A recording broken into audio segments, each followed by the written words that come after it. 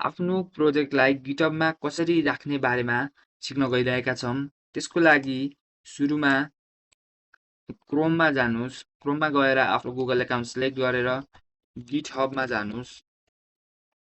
त्यहाँ गएर sign up गर्नुस्। सजिलो तरिका गुगल हुन्छ, गुगलमा जानुस् र आफ्नो गुगल एकाउन्ट सिलेक्ट गर्नुस्। केही हजुरले लगइन गर्नु भएको छैन भने पहिलेदेखि त्यो रिक्वेस्ट माग्छ, पासवर्ड माग्न सक्छ। त्यसपछि यस्तो एउटा इन्टरफेस देखाउँछ जहाँ यो हुँदैन, मेरो पहिलेदेखि भएर भयो। अनि त्यसैले यहाँ आफ्नो प्रोफाइलमा जानुस्, रिपोजिटरिजमा जानुस् र न्यूमा जानुस्। न्यूमा गएर एउटा केही रिपोजिटरीको नाम राख्नुस्, जस्तै गिट फर्स्ट भनेर मैले एउटा गिट फर्स्ट अलरेडी एक्जिस्ट भनेको छ, त्यसैले मैले यसलाई राख्छु git second. Okay, git second is available भन्यो, त्यसैले यसलाई पब्लिकको साउमा प्राइभेट राखिन्छ र क्रिएट रिपोजिटरी गरिन्छ। गरिसकेपछि यस्तो इन्टरफेस आउँछ र आफ्नो फाइल एक्सप्लोररमा जानुस्, लोकल डिक्सीमा जानुस्, च्याम्पमा जानुस्, यूएसटी डक्समा जानुस् र कुनै एउटा फोल्डर बनाउनुस्।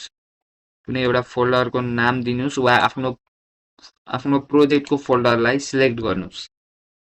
मैले एउटा नयाँ दिन्छु, किट भन्ने एउटा फोल्डर बनाउँछु। त्यो बनाइसकेपछि त्यसभित्र जानुस् र यहाँ गएर कोड स्पेस डट गरेर इन्टर गरिदिनुस्। त्यो गरिसकेपछि टर्मिनलमा जानुस्। न्यू टर्मिनलमा गएर गिटलाई क्लोन गराउनुस्। गिटलाई क्लोन गराउनु अर्थात् त्यहाँ हाम्रो गिटहबमा भएको फोल्डरलाई यहाँ ल्याएर फेरि अझै अर्को बनाउनु हो। जस्तै यहाँ गएर फेरि एउटा बनाउनुस्।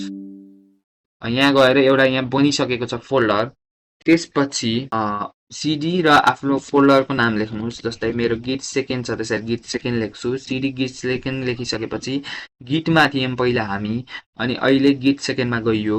त्यो गइसकेपछि गिटलाई के गर्ने, गिटलाई एड गरिन्छ। एड गर्ने यसलाई यो गिट डट गरिदियो भने त्यो सबै एड हुन्छ। त्यसको लागि एड गर्नको लागि अझै हामीले एउटा फाइल बनाउँछौँ जसको नाम index.html हुन्छ र यसमा एउटा केही स्ट्रक्चर दिएर यसलाई एड गरिन्छ।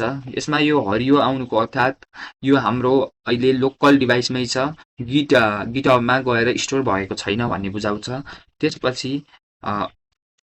त्यसपछि यसमा गएर गिट एड गरिदिनुस्। गिट एड गरिसकेपछि स्ट्याटस गरिसकेपछि यहाँ के भन्छ भन्दा हजुरले ब्रान्च नि बनाउनु भएको छैन र कमिट नि गर्नु भएको छैन भन्छ। त्यसैले हामीले सुरुमा कमिट गरिन्छ। सुरुमा कमिट गर्न पर्छ।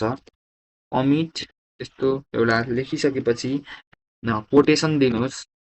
यहाँ केही एउटा मेसेज लेखिदिनु, होम इज एडेड भनेर एउटा मेसेज लेखिन्छ। त्यो लेखिसकेपछि त्यो फेरि यहाँ माथि भने जसरी एउटा ब्रान्च बनाइन्छ। जस्तै गिट ब्रान्च, कुनै ब्रान्चको नाम ल्याउनुहोस्। जस्तै मैले फर्स्ट ब्रान्च भनेर नाम दिन्छु। यहाँ मेन पनि राख्न मिल्छ। त्यो दिइसकेपछि त्यो गिटलाई के गरिन्छ भन्दा यहाँ गएर गिट रिमोट गिटलाई एड गरिन्छ। त्यो गरिसकेपछि लास्टमा गएर गिटलाई पुश गरिन्छ। पुश स्ल्यास यु ओरिजिन के राखेको थियो, जस्तै यहाँ मेन हुन सक्थ्यो, त्यहाँ मेन राखिन्थ्यो, तर मैले आफ्नो ब्रान्चको नाम फर्स्ट ब्रान्च राखेको कारणले फर्स्ट ब्रान्च राखिन्छ। र त्यो गरिसकेपछि यो गएर गिटहबमा पोस्ट भइसकेको छ। अब गएर मैले हेर्छु है त। यहाँ गएर रिलोड गरिसकेपछि यो index.html फर्स्ट ब्रान्च भन्ने मेरो ब्रान्च छ, जुन मैले फर्स्ट मेनको सट्टामा राखेको थिएँ र तल index.html भनेर कोड सहित आएको छ। धन्यवाद।